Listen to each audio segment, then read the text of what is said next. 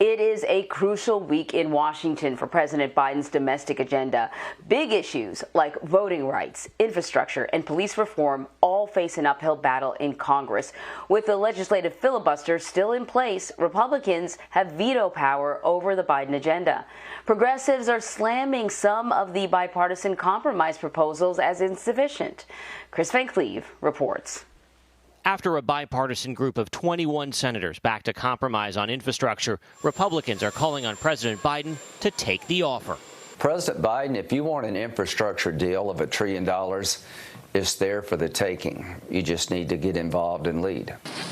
The roughly $1 trillion package is about half the size of the president's more than $2 trillion plan. It focuses largely on traditional infrastructure projects and has enough GOP backing to pass the Senate if all Democrats get on board. But some liberal senators may not support it, saying it does not do enough to fight climate change or income inequality. The time is long overdue that we address many of the long neglected problems facing the middle class and working class of this country. They had passed voter suppression laws in Florida. On voting rights, the Senate is poised to vote on a bill Tuesday meant to push back against new restrictive voter laws in several states. But Democrats are still trying to get all 50 of their members on board. West Virginia's Joe Manchin, the holdout, offered a compromise with items Republicans support, like voter ID requirements and allowing state officials to purge voter rolls. But Republicans still oppose it, likely dooming the bill. It takes the election system in this country and federalizes it. So it's a federal takeover of our election system. So Kris Van Cleave is joining us now from Capitol Hill. Kris, we'll just sort of tick through the big ticket items. Do we know how police reform negotiations are going and what the sticking points are? Well, so police reform negotiations are ongoing. Senator Lindsey Graham told me late last week he thought a deal could be close. Senator Tim Scott, the other Republican senator from South Carolina who's been involved in these negotiations for weeks and weeks, had said he wanted a deal by the end of June or he was going to exit the negotiations. So the clock is ticking. The Senate goes on recess for 2 weeks at the end of this week. So a lot of focus will be on police reform this week, trying to get a deal done. There seems to be two major sticking points. One is on qualified immunity, which protects law enforcement officers from being sued, and the other has to deal with when a police officer could be prosecuted for a crime. And you have both sides that have very strong views on how those two issues should be resolved, and it's a matter of can they sort of bridge that gap. Okay, on infrastructure now. Progressives are threatening to vote no on this compromise bill that's been hashed out with a bipartisan group of senators. They say it doesn't go far enough. So what do progressives actually want to see in the bill? And is there any chance that their demands will actually be included?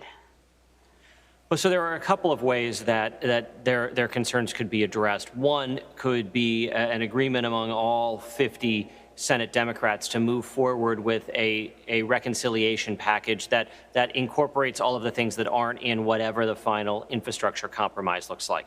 The other would be to add some of the things that they would like to see into this agreement. But obviously, the more progressive goals that get added into an infrastructure package, the less likely you are to have broad Republican support. So any Democrat that they lose in that compromise, they'd have to make up with a Republican vote.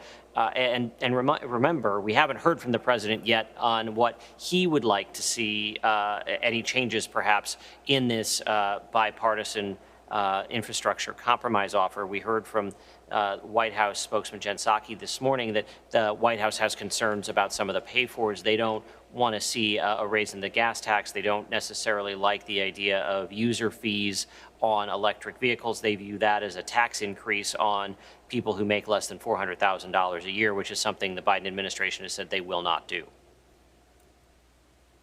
So when it comes to sort of bipartisan negotiating, infrastructure is one area. The voting rights bills, there's a couple out there. Police reform. Is there a concern among Democrats that, all Republican negotiators are really doing is stalling for time, maybe running out the clock? There certainly are concerns on both sides about some of those efforts. I think Republicans have cited that they haven't felt necessarily that some of the negotiations have been done in a manner that was actually aimed towards getting a deal.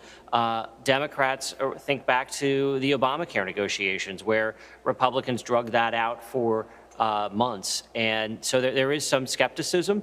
There is also, I think, a desire to show that, certainly in the Senate at least, that bipartisanship can happen. You hear a lot of members on both sides of the aisle talk about, wouldn't it be great to show the American people that this body can still work together? And there are places where they agree. So, we'll see what the president's response is here, but there does seem to be a willingness among a lot of senators, at least 21, to cut a deal. And that there are others up here that may well support wherever that final deal lands. So Democrats also have the option to pass legislation through budget reconciliation, which requires only a simple majority. But what are the limitations of the reconciliation process as it relates to Biden's agenda? They have to be directly related to revenue. So you can't necessarily do things that don't directly impact money coming in and out of the budget. There are some progressive efforts that may not fit in a reconciliation bill that, just like we saw the minimum wage, if you think back to the COVID relief deal that was done earlier in the Biden administration earlier this year, the minimum wage was knocked out because that was seemed not directly related to the budget and revenue.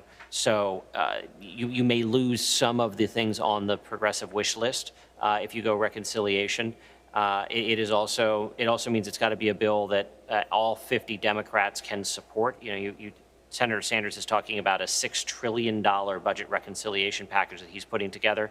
Highly unlikely you're going to get 51 votes to support spending $6 trillion. But if you get $1 trillion on infrastructure, could you convince Senate Democrats that maybe there's a $2 trillion reconciliation package and get much of the plan that the Biden administration has laid out? That's perhaps in the realm of possible. But that higher that number gets, you have moderates, people that are going to be in tough races that are going to have to take a tough look at it. Yeah. Kris Van Cleave, thank you very much. Sure thing.